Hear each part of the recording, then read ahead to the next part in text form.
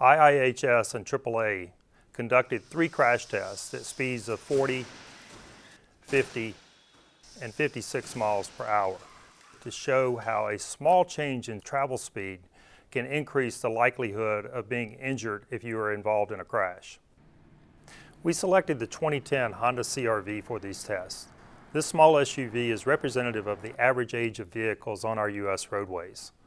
It also received our best rating in the moderate overlap test, which is what we use for this demonstration. As speeds increase, so did the likelihood of intrusion into the occupant compartment and the likelihood of an increase in injuries to the driver.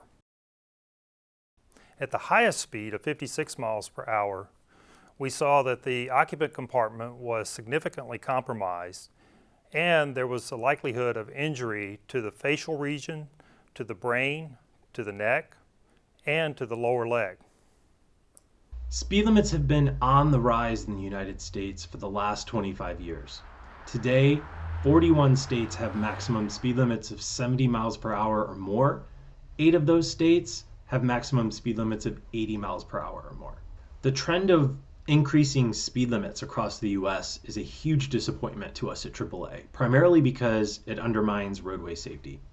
For all of this talk about advances in vehicle safety technology and things like airbags, much of those safety benefits are quickly canceled out by crashing at really high speeds. The biggest takeaway from this research is that seemingly small increases in your speed can have a really big impact on the severity of your crash and the likelihood that you'll be able to survive it. Vehicle design alone is not going to solve this problem. Engineers need to look at how they can design roadways and set speed limits that account for the local conditions. Policymakers need to work with their communities to use safety tools that we know work, such as speed cameras and high visibility education and enforcement programs.